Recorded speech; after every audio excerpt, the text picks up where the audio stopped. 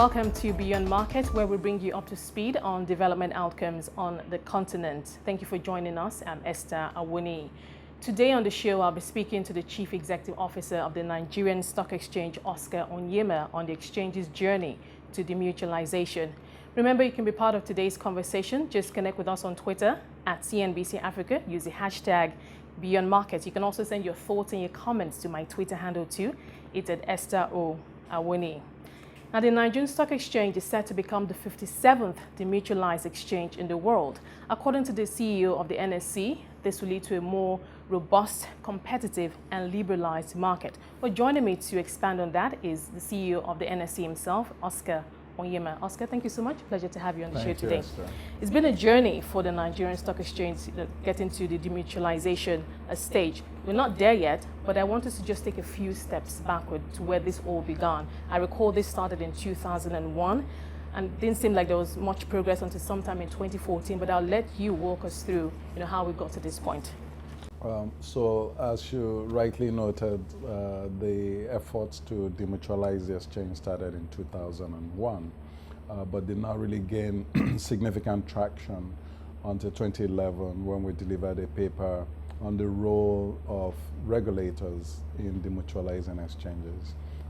That got the Securities and Exchange Commission to establish a committee that was made up of various players to really examine demutualization. The white paper was submitted. I sat on that committee actually.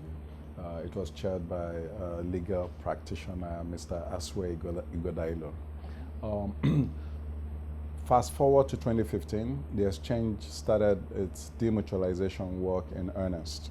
We appointed our advisors, the financial advisors, the lawyers, the tax advisors, and all the other advisors, and started work, due diligence, completed a review of our member register so that there's provenance across all the names on the register.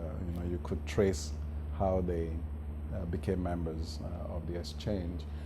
And then in 2017, we went to our members to get them to vote to let us explore demutualization by doing the processes and then coming back to them at a later date when we had a complete scheme of arrangement that they can vote on. So we got that vote. We closed our member register in May of 2017. That means as long as your name is on that list as of May 2017, you are a member and you can benefit from anything that comes from demutualization. We quickly realized that the existing company laws do not give you a legal certainty around transmuting from a company that is limited by guarantee to a company that is limited by shares. So we had to go and get the demutualization of the Nigerian Stock Exchange Act passed. The bill was passed. The president signed it in July of 2018. If I could just quickly comment there, because I remember, going back, to that part of the journey.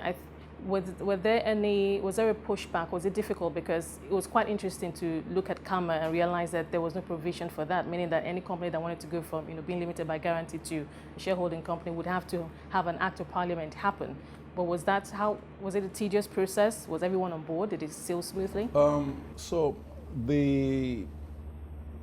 there were many schools of thought around, well, if the company law doesn't say you can't do it, you should do it, and then see what happens. But we didn't want to take that chance. So we wanted to actually have the force of law behind what we're doing, especially given our status as an entity of national importance.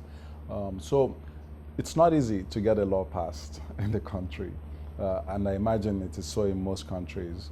But we went through the process. We went through the first reading, second reading, third reading, the public hearing, the whole works. Everything was done appropriately. And when the bill was passed, it was sent to the president for assent. They ran their processes, got comments from all the various stakeholders, including the tax office, the Ministry of Finance, the central bank, SEC, everybody. You know, it was very clear that it would be beneficial to the country, and so he assented to it. So July 2018, we got that ascension, but you know it needs to be gazetted and all of that, and then that gave us a legal framework to move forward. And then we went to SEC with a draft scheme of arrangement, which went back and forth. In December of 2019, we got the no objection letter from SEC. That gave us the impetus to then move forward to the court-ordered meeting. We approached the court and got the court order to hold the meeting.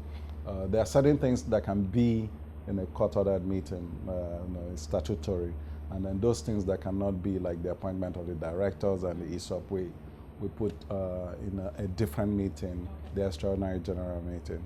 So we held those two meetings on the 3rd of March, yesterday, and we're very happy that we got a unanimous vote to move forward. So with the votes that we got, because we're working according to the Securities and Exchange Commission's demutualization rules, right?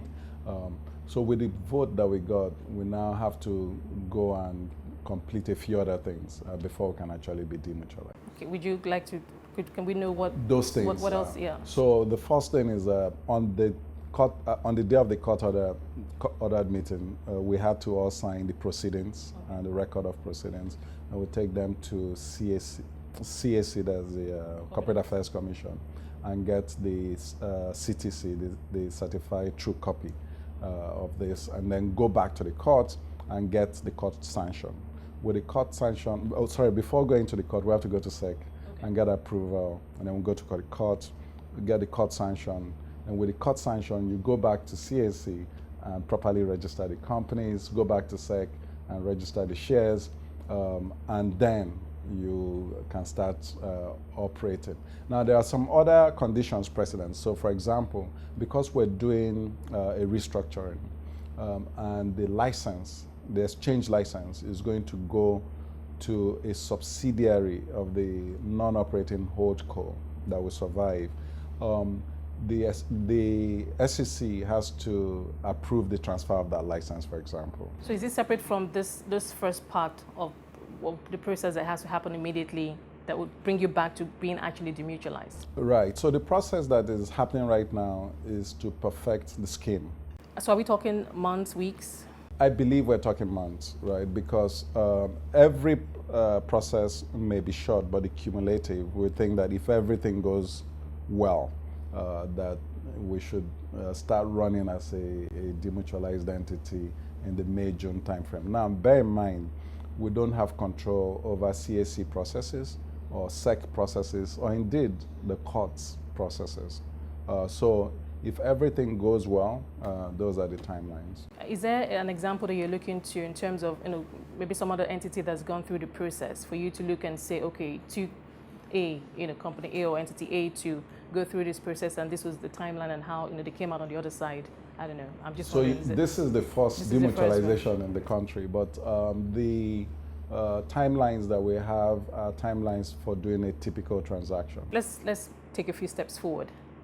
Say we're at the demutualization stage. What then begins to happen? Because I spoke to you at the event, and you did tell me that there is a strategy, a business plan of sorts in place that will begin to be put into motion as soon as all the I's have been dotted and the T's have been crossed. So I'm just a little curious in terms of what we can expect to play out. Okay, so there are multiple tracks, if you will, of things going on. So the first track that I just explained is a scheme of arrangement. Right? So once you've submitted a certified true copy of the court sanction to the CAC, the scheme becomes effective actually. But because we're a regulated entity, we must go to SEC and get the approval.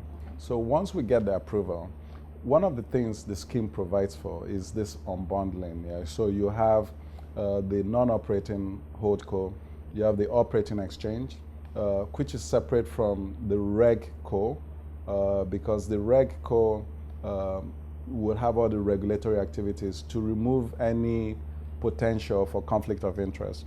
And then we do own the building that we're in, and that is held in a real estate company.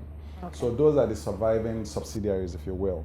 In order for the operating company to start running as an exchange, we need to get SEC approval to transfer the current license that the NSE has to Nigeria Exchange Limited.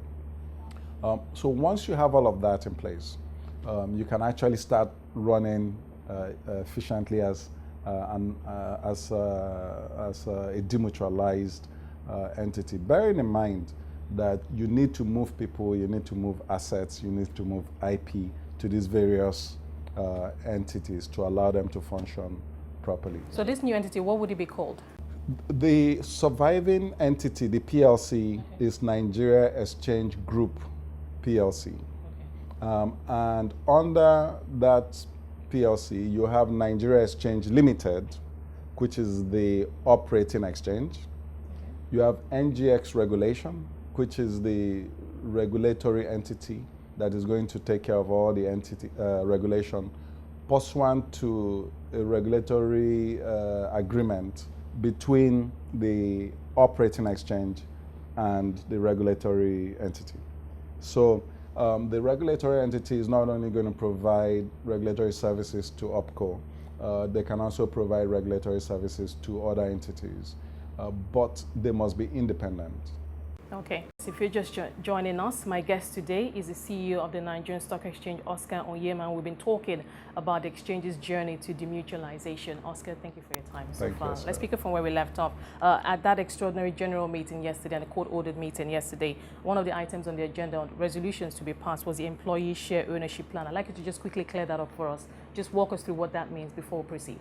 So the employee share ownership plan is a stock option plan, really, that it's become best practice. It's to align the interest of the employees with the company and the owners, and so it's a way to incentivize employees to perform at the very highest levels. It's also a way to attract new talent and to keep existing talent. Now, I remember sometime this year you did advise stockbrokers to either merge or just better position themselves ahead of the demutualization. Could you just share more light on that for us? Well, like I mentioned earlier, we closed the register May 2017. So it doesn't matter whether you merge or go out of business, you're going to participate. So we wanted them to begin to prepare and to see life post-demutualization and to position themselves to take advantage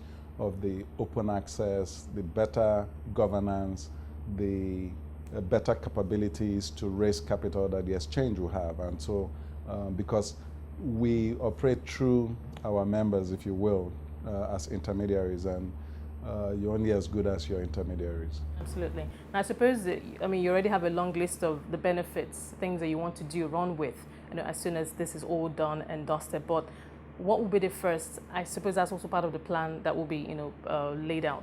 But I just want to know the events that will follow. What will be the priority list?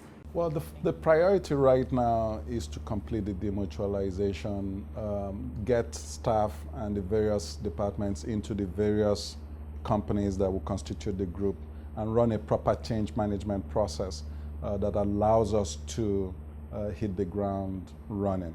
Once we've completed that and we've put in place all the governance, as you know, at the EGM, we elected the inaugural board, which we call the transition board.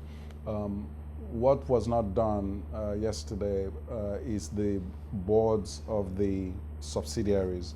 And that is because they are wholly owned subsidiaries. So the shareholder is actually Nigeria Exchange Group PLC, and a nominal share that I hold. So those shareholders would meet and appoint, and all the directors are in the scheme document for the holdco and the subsidiaries. Okay, so you get the governance running properly, you get the people running, because we don't want to change all the customer-facing activities, right, that we do. So we want it to be seamless to the customer. So once you've done that and you're well stabilized, you can then begin to look at other transactions. There are a number of potential transactions, but the decision has not been made yet. I think that is one of the decisions that will be made once we start running. For example, we've gotten a lot of questions, when are you listing? Absolutely, that was going to be my follow-up question, because at some point you have to list it. Yes, we recognize that, but we don't want to be doing such a major transaction when we're doing change management around the restructuring. So we want to complete that quickly and then put ourselves in a position to do further transactions. You know, in the run-up to this, and in some interviews that you did with the media, you did use words like, you know, the exchange will become, you know, more liberalized, more robust, of course, a profit-making body, perhaps even the potential to tap, you know, access capital, both domestic and foreign. I'm just wondering what that will look like. I know we're not there yet, and of course, it's still on the journey. I'm just wondering what that will actually look like. For instance, tapping access to capital. So if you look at exchanges that have demutualized, a very high percentage of them have gone on to do transactions, IPO, listing on themselves, engaging in M&A activity, you know, expanding into new verticals, expanding across geography. So we're not going to be doing anything that has not been done already. But we have a unique position on the continent, given the fact that we service the largest economy, we're the most populated, and in terms of size, there's no reason why the exchange should not reflect the economy. I'm just wondering, at what point, because I'm happy you mentioned that, because part of the conversation has also been, how is this going to benefit the Nigerian economy? As far as, you know, corporate governance is concerned, transparency, the NSE, you've actually scored well, you know, in those areas already. So when we talk about, okay, this new entity, there's going to be better corporate governance, people, you know, we're all saying, yes, we've experienced that before. Good to know that, you know, there's room for improvement. But in terms of how this is going to specifically benefit the economy, I imagine those are some of the conversations you had with the Senate Committee on the Capital Markets, you know, in trying to get, you know, the bill itself. I'm just wondering. So one of the things is open access. You have an opportunity, because you're decoupling ownership from actual dealing, you have the opportunity to bring in newer, better capitalized players. Not only, you know, the exchange today offers equities, fixed income, exchange traded funds. And you will agree with me that there's opportunity for significant improvement across all three, especially the last two. And then we're bringing in new products such as derivatives and other products that I'm not going to mention right now. You need people that are experts in those products, that have shown capacity and capabilities to trade in those products, you know, either here or in other climes. So this opens up access. It allows you also to be better branded, because when you're demutualized, that is associated with modernization. Should we go ahead to do an IPO, it will democratize ownership of the exchange. You will bring in a lot more people from the country and even from outside the country, and give our citizens an opportunity to benefit from the growth of the exchange.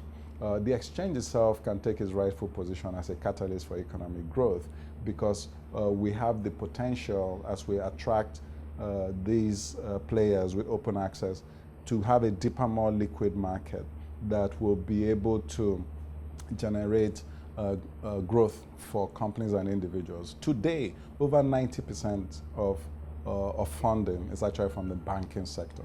So we are in a position to change that and make the capital market a better complement for the banking system, as is available in other advanced economies, to unlock funding for businesses of all kinds to participate in the economy.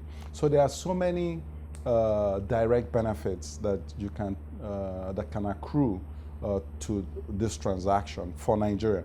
The governance issue should not be glossed over. Today, to be on the board of the exchange, you have to be a member.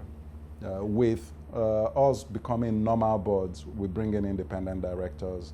That means independent thinking. That means opportunities for activities that we did not engage in, before now. So there are direct benefits to the country that you should expect to see. I'd like to talk about, your own journey at the Nigerian Stock Exchange, being at the helm of affairs, steering this ship, and good to see that this is happening in your time. But what's it been like in the this is your second tenure at the Nigerian Stock Exchange as head of this organization? What's it been like in terms of steering this market and showing, above other things, good corporate governance and transparency? I know that there have been some challenges in terms of liquidity of the market, deepening the market, product offering, etc. But for you, looking back, so far, what are those milestones that you can point to and say these have been the game changers or those major catalysts that have driven this market? So, if I take my second term, which started in 2016, and look back, first of all, these achievements have to be in a context. And the context for us is a macro reality. In 2016, the country went into a recession, as you know. And since then, we've been growing at less than the population growth rate. So that is a challenging environment if you looked at it from a per capita income perspective. But be that as it may, we've continued to focus on executing a strategy that will take us to 2021. And a number of things we've accomplished from implementing that strategy. From a trading perspective, we've made it a lot easier for people to interact with our market. We've also made significant changes to market structure to make it a lot more attractive. On the listing side, we worked hard to bring in the telecom industry. We've had major listings, MTN, Airtel Africa, just between those two, almost $10 billion in market cap. We've also had some traction with the listing of companies that were privatized. So that is something that will go down as one of our achievements. We've introduced the Growth Board, which is a platform that is really designed to support the fintechs of this world and fast-growing companies, so that they can have access to capital on the platform of the exchange where they would not have had before. If you look at regulation, we've really made a regulatory interface seamless. Companies are able to interact with us in an automated fashion. And then from an engagement perspective, we've taken an approach of collaborating with those that are regulated versus trying to smack them over the head and say, gotcha. So we work with them proactively to make sure that they comply with our rules, which have become a lot more robust, in keeping with IOSCO standards and the World Federation of Exchanges standards. And then digitization generally is something that we've been pushing. We've done a lot in that space with our Enterprise Innovation Hub and with our automated processes. So almost everything that we do at the exchange is automated right now. And then the whole area around sustainability, we've been huge there as members of the Sustainable Stock Exchange Initiative, which is a UN initiative. And we've driven sustainability reporting. Indeed, it is now mandatory for our premium boards to have sustainability programs and to report those programs. So those are just some of the things we've been able to do, in addition to introducing a new CCP that is called NG Clearing that would allow us to actually roll out derivatives trading. Okay, thank you so much, and of course, all the best. Hoping to speak to you soon when this is all done and dusted. Thank you for your time today. I've been speaking to Oscar Onyema. He's the CEO of the Nigerian Stock Exchange, and we've been talking about the exchange's journey to demutualization. Thank you so much for being a part of today's show. Remember, you can connect with us on Twitter at CNBC Africa. Remember to use the hashtag Beyond Market. You can also connect with me on Twitter too. My handle is at Esther Awoniyi. For myself and the team, it's bye for now.